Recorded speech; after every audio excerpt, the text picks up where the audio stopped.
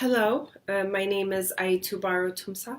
My friend Murdasa Disutolosa and I are representing the Oromo Political Prisoners Association and pleading out to the world community concerning a deadly situation where thousands of Oromo University students have been held hostage at various universities in the Amhara region of Ethiopia for almost a month. I felt the need to record this message in English because much of the reporting on this serious human right violation has mainly been covered in Afghan Oromo. And I'm hoping this message can reach the world community so that it can come to their rescue because the Ethiopian government refuses to assist its own citizens. Children and young adults are held hostage in 7 different universities in Amhara region, beaten with sticks, terrorized with knife attacks. A student was reported being thrown from a higher story building, and at least 5 students have been confirmed dead for absolutely no reason but their God-given identity of being an Oromo. Some are hospitalized because of the severity of their injuries, and others are imprisoned simply for defending themselves or attempting to escape. We are appealing for the intervention of the international human rights organizations and to the rest of the world to help put stop to this horror. Violence against Oromo students was initially reported the first week of November by various independent media, explaining the attack was coordinated by extremist militant group which seemed to have a very strong influence and power over the Amhara regional government. Many of the attacks took place inside a dorm and or on a school ground, exclusively targeting Oromo students. And as a result, thousands of students have left their dorm out of fear for their lives. They stayed outside for over a week, suffering from limited sleep, food, drinks, and improper access to sanitation, and began getting sick as a result. Police and government security forces have been deployed to the schools but failed to rescue or provide assistance for the victims. As you will sadly witness in one of the attached videos, intimidation and throwing stones at students stranded outside continues in a barbarically inhumane and ruthless manner in the presence of police. So school officials had no choice but to bring the students inside a building where police is basically there to monitor them and to keep students from attempting to escape. They're not attending classes and being held hostage on a school ground while non-Oromo students are continuing their education. What is even more alarming is the participation between the school administration and the regional government collaborating to hold these students hostage against their will.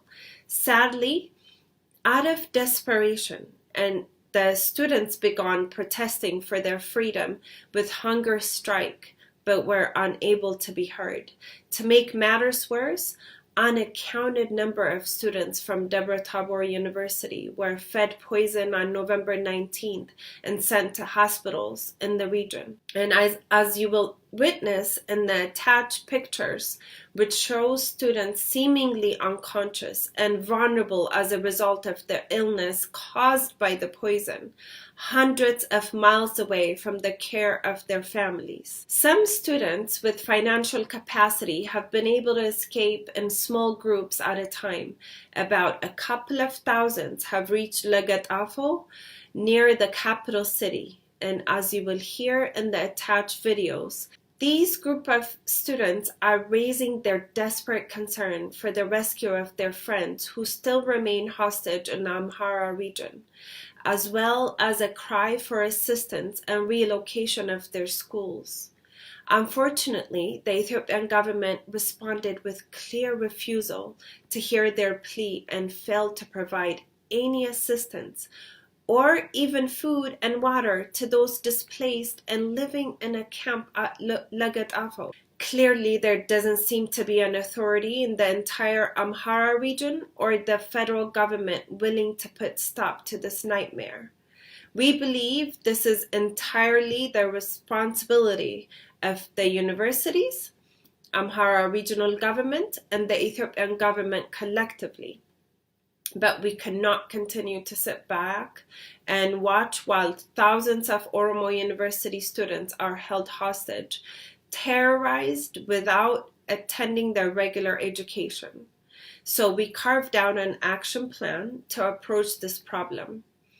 We're very well aware that we may or may not be able to achieve our goals without the cooperation of the Amhara regional government as well as the Ethiopian government.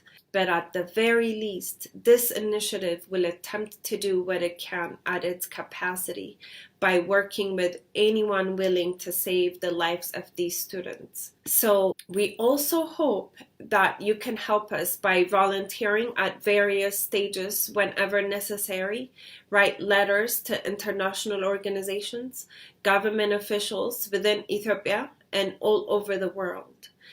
This campaign is not simply an attempt to collect funds and provide financial support for the students, but also a call for concerned individuals to come together and organize and provide assistance as much as possible. But this huge endeavor would require numerous responsible individuals, preferably an institution. So we decided to equip and utilize Oromo Political Prisoners Association as the lead operational body by collaborating with Oromo political organizations, Oromo community centers all over the world, international organizations such as Red Cross, Amnesty International, Human Rights Watch, international organizations of migration, African Union, European Union, and any other government or establishment willing to assist us in this human right violation. The funds will be utilized to hire lawyers to follow up with these 7 universities where Oromo students are held hostage, as well as Amhara Regional Education Bureau, Ministry of Education, and the Ethiopian government until Oromo students are relocated to universities where their safety is guaranteed. The funds will also be used to facilitate logistics necessary to provide transportations for students whenever possible, provide meals on their journey, transfer wounded patients to hospitals closer to their families, hire lawyers for imprisoned university students and prisoners of consciousness, and organize families so that their voices can be heard concerning their children. And you can also help by forwarding this video to your local media wherever you might be, because the serious injustice against children and young adults must reach the world stage. It's not fair for the Ethiopian government to refuse assistance to its own most vulnerable citizens, children and young adults. To make matters worse, the government demanded for the students to remain in the same violent condition.